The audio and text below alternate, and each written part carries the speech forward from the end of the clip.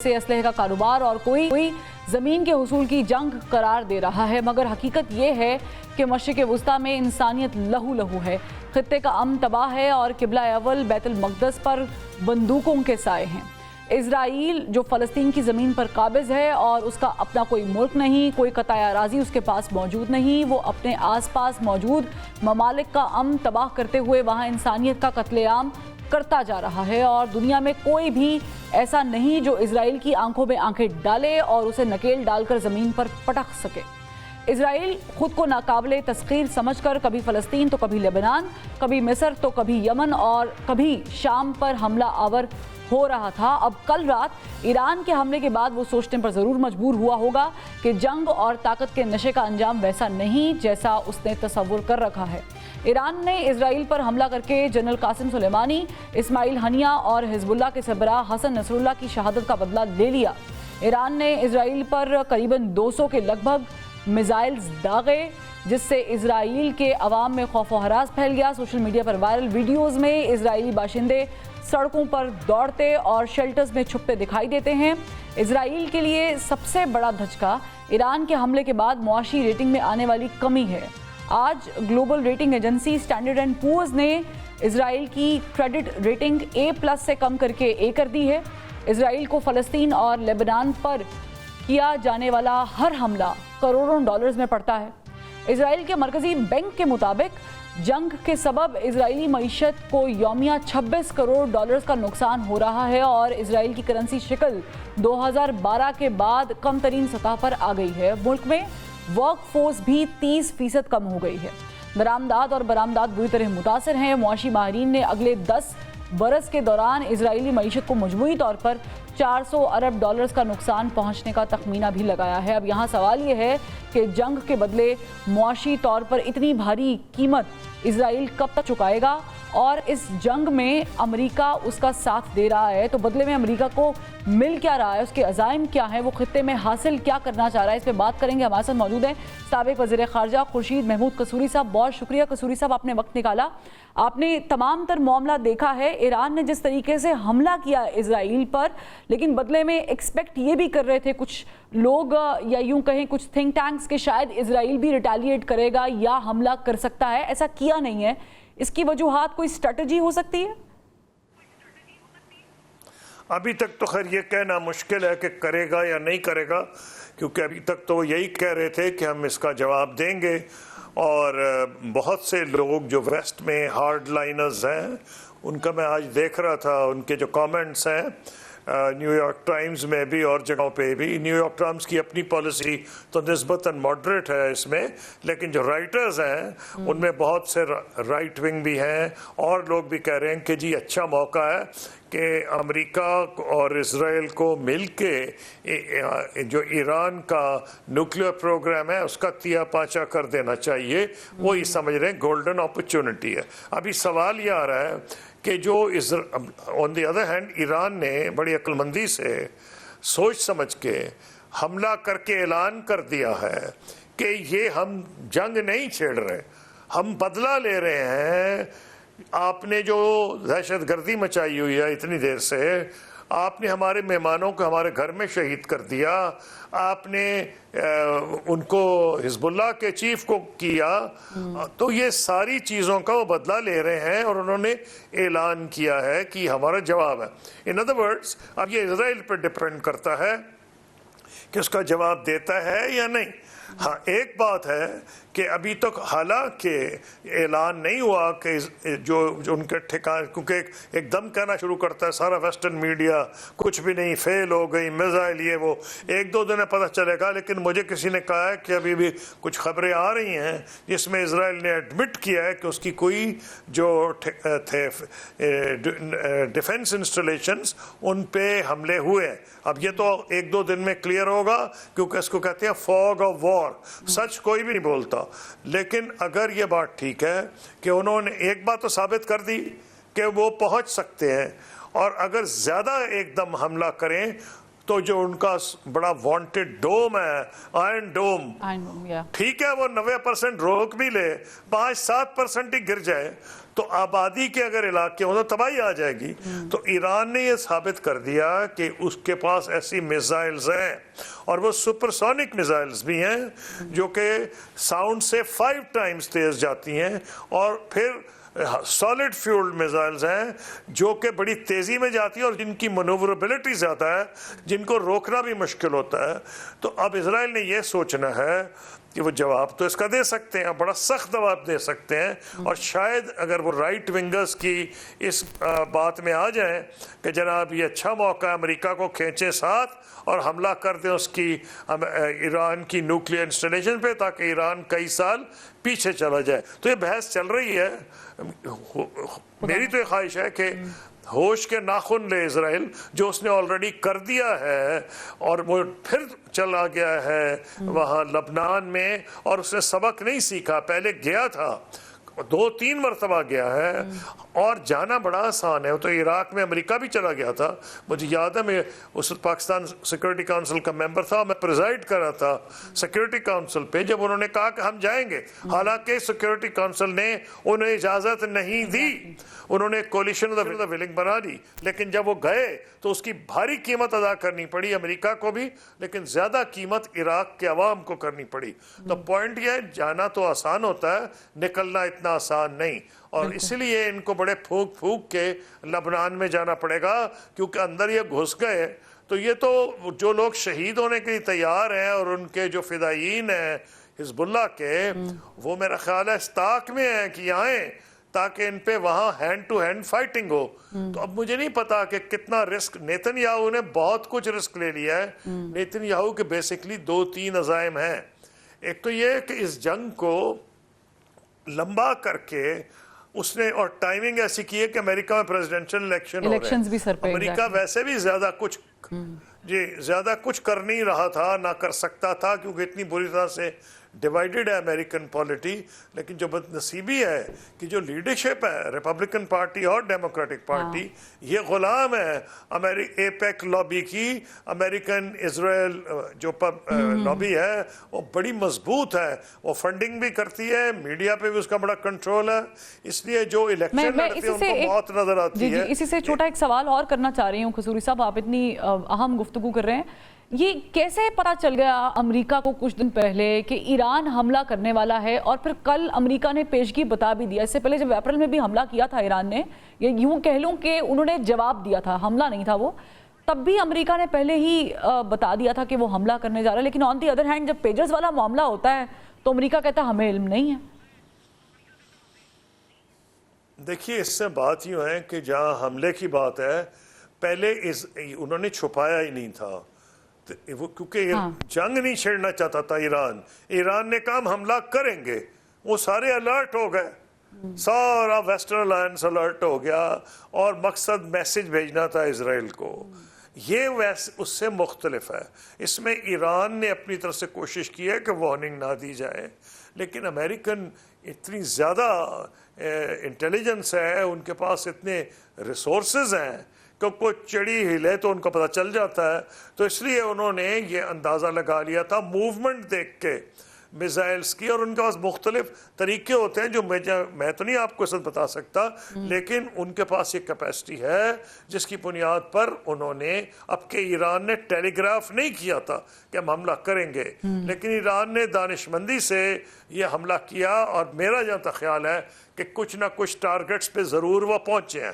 اب جو سوچنے والی بات ہے کہ اس کا نیتن یاہو کا تو یہ خیال تھا کہ میں یہ کروں تو 2-3 میرے مقصد حل ہوتے ہیں. ایک تو امریکہ کو کھینچ لوں اس جنگ میں. نمبر 2 جو اگر آج امن ہو تو ساری بین الاقوامی برادری بشمول یورپ کے ممالک فوراً کہیں گے اس کا مستقل حل چاہیے اور اس کے لیے 2 اسٹیٹ سولوشن ہو. بجائے یہ کہ بحث آج ہو وہ تو چاہتا ہی نہیں کہ بحث ہو تو اسے بحث کو ہی آگے دھکیل دیا ہے کہ اب لوگ اس کی بحث نہیں کر رہے. لوگ کہہ رہے ہیں لبنان سے نکلو آگے جنگ نہ ہو جائے. تو اس نے اس سارے معاملے کو کنفیوز کیا. تیسری ہے کہ اسرائیل میں الیکشن 2026 میں ڈیو تھے. جب سے اسرائیل میں ان کی انپاپولرٹی بڑھ رہی ہے نیتن یاہو کی, تو یہاں اپوزیشن ڈیمانڈ کر لی تھی ارلی الیکشن. تو وہ یہ چاہ رہا ہے کہ اب الیکشن بھی دور چلے جائے اور لوگ یہ کہیں کہ واحد شخص اسرائیل میں ہے جو اسرائیل کا دفاع کر سکتا ہے اور وہ ہے نیتن یاہو. یہ ساری چیزیں اس نے پلان کی ہیں, لیکن لائف میں ہوتا ہے ہر چیز پلاننگ کے حساب سے نہیں جاتی.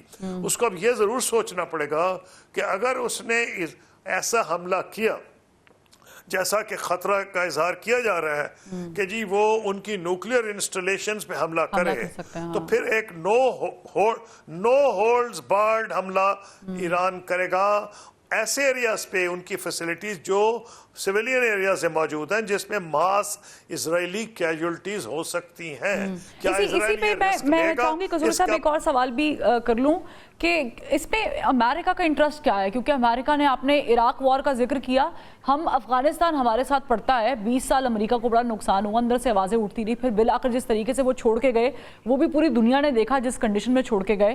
امریکہ کیا اس پوزیشن میں ہے اس وقت, ہم الیکشنز کو بھی مد نظر رکھیں اور وداؤٹ دیٹ بھی, کہ کیا وہ متحمل ہو سکتا ہے اس جنگ میں اپنے آپ کو لے کر جائے, اور اس کے عزائم کیا ہیں؟ دیکھیے اس کو موٹیوز کو سمجھنا پڑے گا.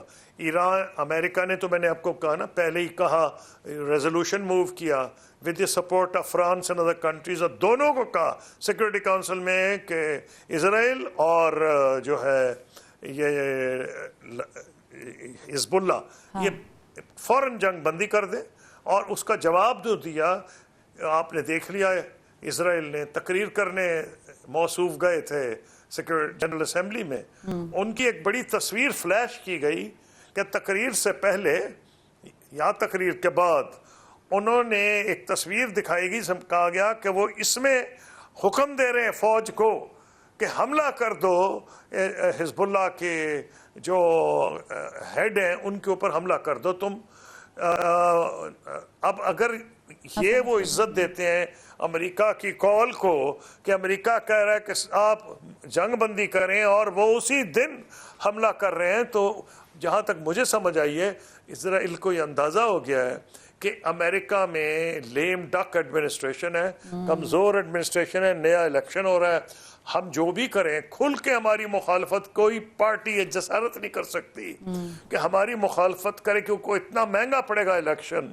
تو اسرائیل نے اس کا پورا فائدہ اٹھایا ہے. نمبر 2, امریکہ میں جو لوگ ایران کے تو حق میں نہیں ہے نا, لیکن جو لوگ یہ دانش مندی کی بات کر رہے تھے وہ بھی حیران ہو گئے کہ اسرائیل نے اتنے حیرت انگیز قسم کی کامیابیاں حاصل کی ہیں, یہ پیجز سے حملہ کر کے, پھر یہ جو ان کے جتنے مین لیڈرز تھے ایران کی جو گارڈ, پھر ان کا جو ہے حماس کی لیڈرشپ, حزب اللہ کی لیڈرشپ, جس طرح انہوں نے ٹارگٹ کیا ہے, تو وہ خود حیران ہو گئے جو امریکن لیڈرشپ ہے, اور انہوں نے سوچا چلو اگر ان دا پروسیس یہ سب کمزور ہو جائے تو ہم جو بعد میں ہم اسرائیل کو بھی کہہ سکتے ہیں کہ اب تم نے اپنا مقصد حاصل کر لیا ہے, اب اس جنگ کو بند کرو.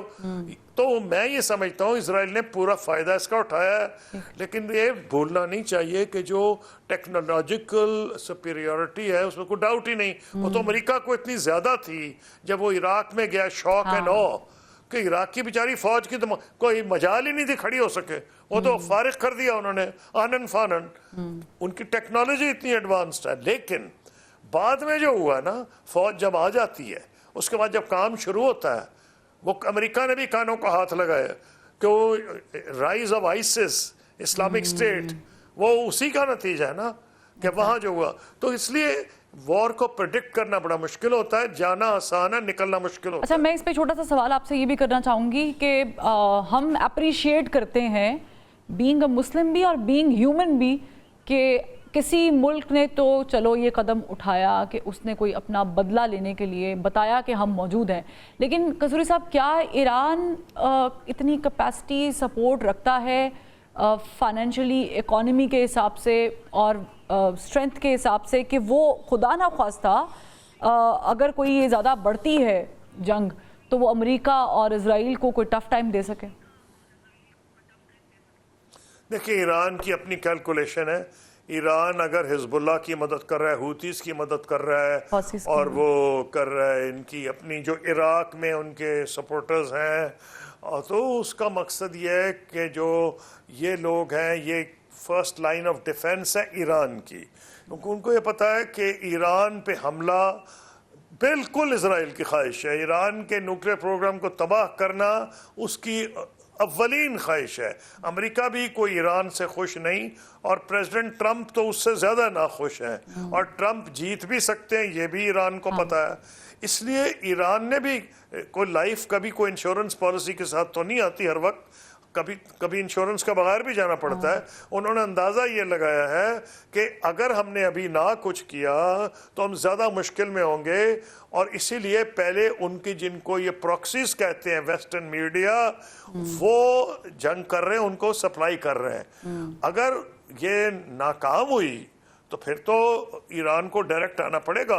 ابھی تک ایران نے صرف وارننگ دی ہے کہ میرے پاس یہ کیپیسٹی ہے کہ تمہیں بہت ڈیمیج کر سکوں، تو اگر تو آل آؤٹ وار ان کے بارڈر تو کامن نہیں ہے نا، پھر تو ایک بہت جنگ پھیلے گی، تو ایران اسرائیل ان کی جنگ جو ہوگی تو میزائل ہوائی جہازوں کی ہوگی، لیکن بہت زبردست تباہی ہوگی، اس سے ڈرنا چاہیے، بہت تباہی ہوگی۔ اور سب سے بڑا خطرہ ہے غریب ممالک کو، جیسے ایک سیکنڈ جیسے پاکستان ہے، اگر ایران کو پہ یہ اتنا گھیرا تنگ کرتے ہیں تو وہ اسٹریٹس آف ہرموز کو بند کرنے کی کوشش کرے گا، جہاز وہ امریکہ کے گرا سکے نہ کرے، امریکہ کے ایئر کرافٹ کیریئر کا وہ نقصان پہنچا سکے نہ کرے، لیکن وہ تھرڈ کلاس جہاز بھی جو وہاں کھڑے ہیں ان کو اگر گرا دے اور بند کر دے راستہ، تو آئل پرائسز ول گو اپ مینی ٹائمز، تو اکانومی ساری دنیا کی تباہ ہو جائے گی، اور ہم جیسے ملک جو ہیں جو کہ ترس رہے ہیں کہ $2 کم ہو، $1 کم ہو، یہ تو خدا نہ کرے ڈبل ہو سکتی ہے پرائس، تو ایران کے ہاتھ میں پتے اور قسم کے ہیں۔ یہ آپ نے بہت اچھا پوائنٹ اٹھایا، کیونکہ میں یہ اسی سے متعلق سوال کرنا چاہتی تھی کہ بیلنس اگر آؤٹ ہو گیا دنیا کا، جو ہم اب یوں نہیں کہیں گے کہ ایکسپیکٹ کر رہے ہیں، ہم تو ایکسپیکٹ یہ کر رہے ہیں کہ اس کو کہیں فل سٹاپ لگنا چاہیے، تو بہت نقصان ہو جائے گا۔ لیکن قصوری صاحب لاسٹلی مجھے بتائیے گا کہ پاکستان اس پوری سچویشن میں، جب پریزیڈنشل الیکشن بھی ہے امریکہ میں، and you know the link between Pakistan اور ہماری خارجہ policy and everything, and also Iran کے ساتھ بھی، کہاں ہم توازن برقرار رکھ سکتے ہیں؟ پاکستان کہاں کردار ادا کر سکتا ہے؟ پاکستان بڑے کردار ادا کر رہا تھا، ہم تو چین اور امریکہ کو بھی لے کے آ رہے تھے اکٹھے ایک زمانے میں، اور جب میں وزیر خارجہ تھا تو ساری دنیا کے چکر لگائے جا رہے تھے، پریزیڈنٹ مشرف لگا رہے تھے کہ میں اس جنگ کو، وہ لمبی کہانی ہے، فلسطین والی جنگ میں کوئی میں رول ادا کروں۔ اب پاکستان کی وہ پوزیشن نہیں ہے۔ جب آپ کی اکانومی اتنی کمزور ہو کہ آپ ہر دوسرے تیسرے مہینے IMF کی طرف دیکھ رہے ہیں، پہلی ریکوائرمنٹ ہے کہ ملک اپنے پاؤں پہ کھڑے ہوں۔ ہمیں اپنے پاؤں پہ کھڑے ہونا سیکھنا پڑے گا۔ ونس وی ڈو دیٹ، ہمارے بڑی کیپیسٹی ہے، ہمارے لوگوں نے کئی مرتبہ دکھایا ہے کہ ان کو 5 6 8 مہینے سال بھی امن مل جائے تو اکانومی باؤنس کر جاتی ہے۔ یہاں کا جو پرائیویٹ سیکٹر ہے وہ بہت بوئنٹ ہے، چاہے اسٹیٹ فیکٹر جتنی نکمی ریاست ہماری ہو اور جو اکانومی کا بیڑا غرق کر دیتی ہے ریاست، لیکن یہ کیپیسٹی ہے یہاں کے پرائیویٹ سیکٹر میں کہ اگر اس کو انیبلنگ انوائرمنٹ مل جائے تو تیزی سے اکانومی گرو کرے گی۔ آپ رول تب ادا کریں گے جب آپ کے ملک میں امن ہوگا، آپ کا ملک ترقی کرے گا۔ اس تو بیسٹ یہ ہے کہ آپ جو مورل سپورٹ کر سکتے ہیں، بیانات دے سکتے ہیں، آپ مدد کر سکتے ہیں، ان کی ہیومینیٹیرین ایڈ جو آپ نے کی ہے، غزہ میں بھیجی ہے آپ نے شپمنٹس، یہ وہ، اس سے زیادہ عزت آپ کی پوزیشن ہے نہیں۔ خدا کرے کہ ایک وقت آئے کہ ہم اپنی مشکلات سے جان چھٹائیں، ملک میں اکٹھے ہوں، اور پھر ہم اس پوزیشن میں لازمی آ جائیں گے، کیونکہ اب ایک نئی کیٹیگری آ گئی ہے جو کہ مڈل سٹیٹس کہلاتی ہیں، یعنی وہ نہ تو وہ ہے امریکہ اور چین جیسی، نہ وہ تھرڈ ورلڈ کہلاتی ہیں۔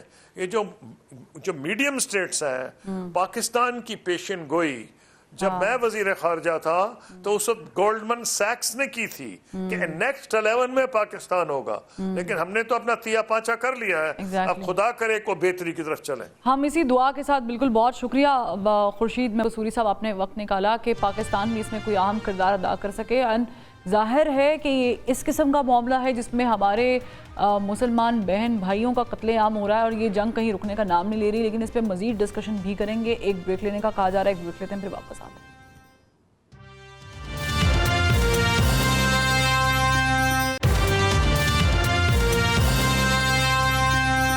بریک کے بعد ہمیں جوائن کیا ہے اقوام متحدہ میں پاکستان کی سابق مندوب ڈاکٹر ملیحہ لودھی صاحبہ نے. بہت شکریہ ڈاکٹر صاحبہ، آپ نے وقت نکالا. یہ بتائیے گا کہ جو ابھی تک سچویشن چل رہی ہے اور ہم جنگ میں دیکھ رہے ہیں کہ بہت سارے اور بھی ممالک لپیٹ میں آ رہے ہیں، اسرائیل کے نشانے پر ہیں. از دیر اینی فل سٹاپ جہاں پر اسرائیل کو روکا جا سکتا ہے؟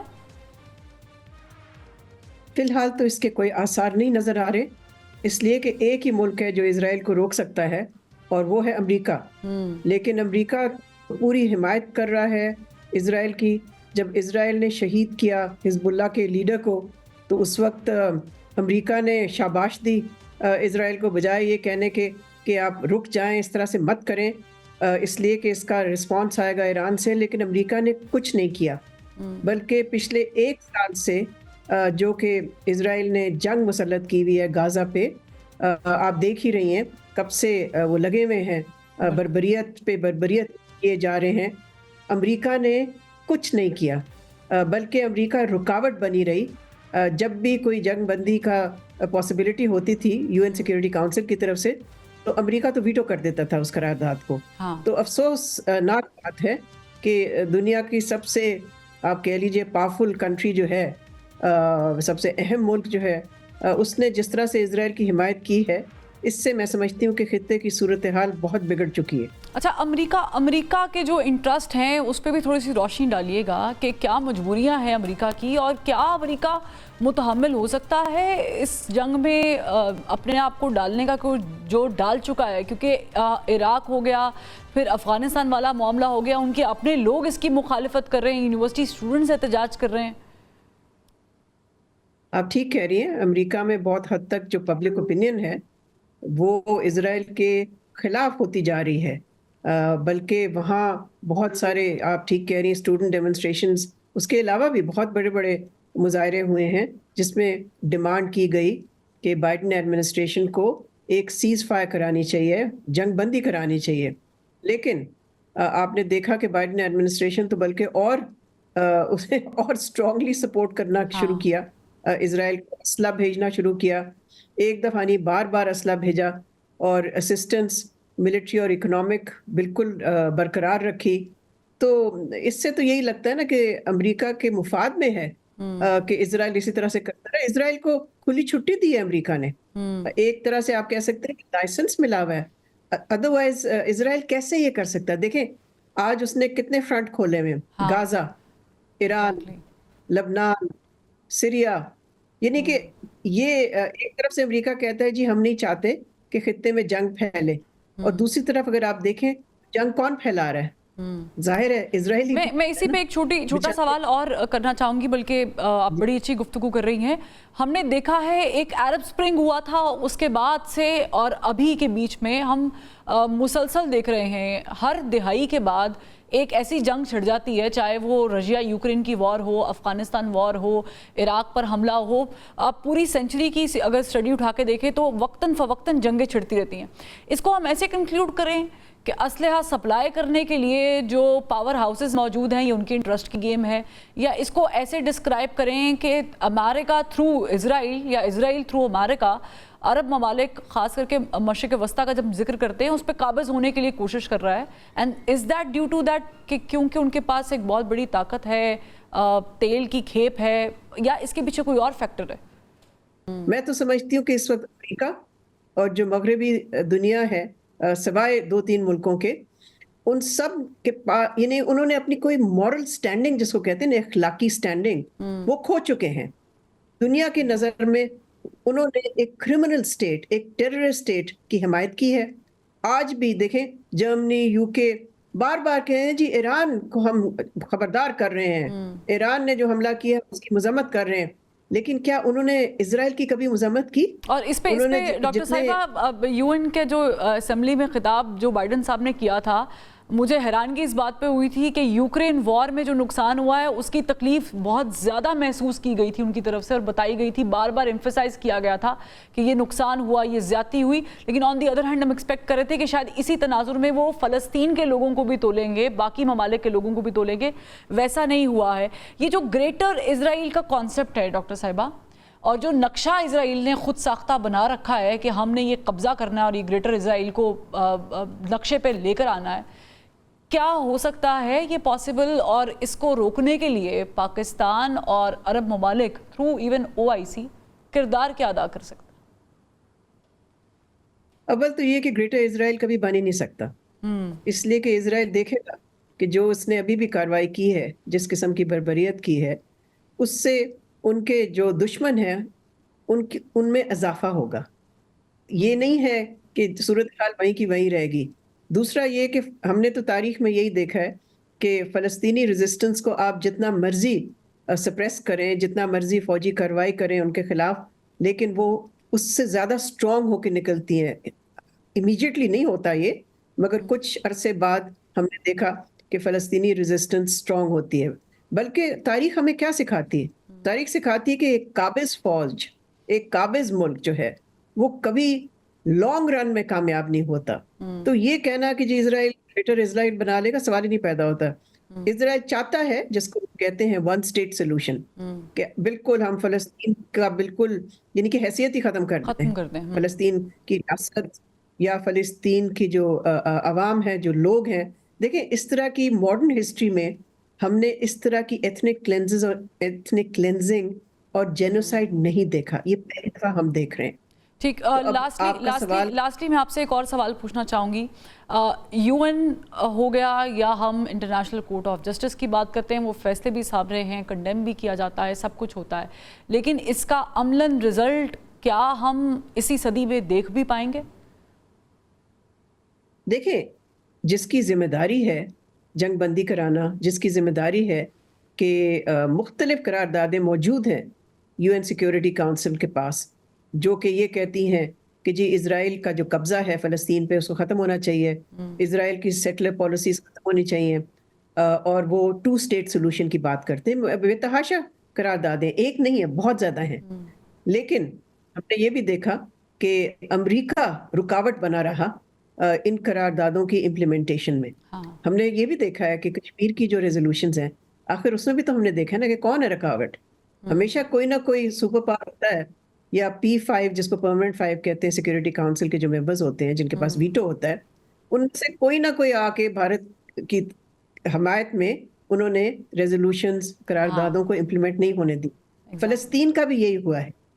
سو ٹریجڈی یہ ہے کہ دیکھیں, پھر لوگ پوچھتے ہیں کہ مسلمان دنیا میں مسلمان کیوں سمجھتے ہیں کہ مغرب ان کے خلاف ہے.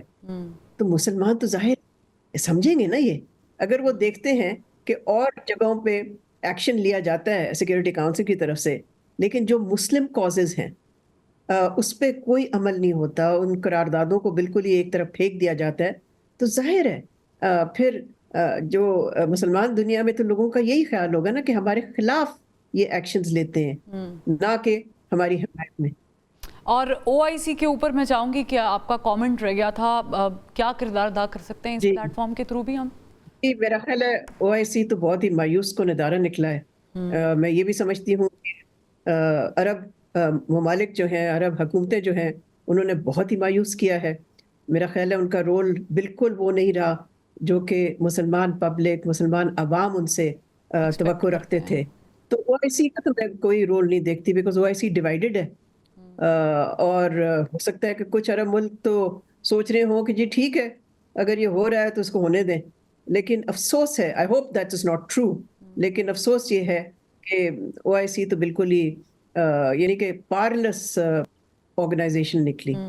بہت شکریہ ڈاکٹر ملیحہ لودھی صاحبہ, آپ نے ہمیں جوائن کیا, اور بالکل ٹھیک بات یہی ہے کہ اس بات کا اچنبھا نہیں ہے کہ سامنے والے نے یعنی اسرائیل نے काबिज़ होने के लिए कोशिश की, जेनोसाइड्स शुरू किया पिछले साल से और अभी तक वो उस पर अमल पैरा है। इस बात का ज़्यादा अफसोस है कि एक स्ट्रेंथ रखने के बावजूद हम कोई ऐसा नतीजा मुरतब नहीं कर सके, ऐसी स्ट्रेंथ मुरतब नहीं कर सके कि जिससे हम कम अज़ कम उसे भगाने की तो बात नेक्स्ट लेवल की है, डराना एक बहुत बड़ा स्टेप होता है और पहला स्टेप होता है, वो भी कर सके। तो OIC का प्लेटफॉर्म बकौल डॉक्टर साहिबा भी कि उस तरीके से किरदार अदा नहीं कर सका। एक ब्रेक लेते हैं, ब्रेक से जब फिर वापस आएंगे तो हमें ज्वाइन करेंगे साबिक सफ़ीर हुसैन हक्कानी साहब।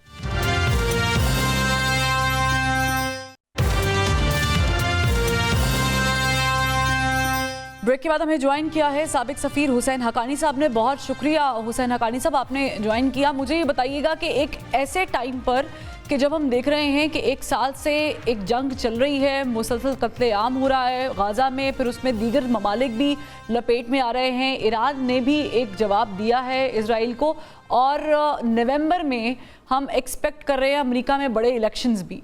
तो ये टाइमिंग कितनी इम्पॉर्टेंट है और इस जंग की पॉलिसी जो है वो क्या है अमेरिका की?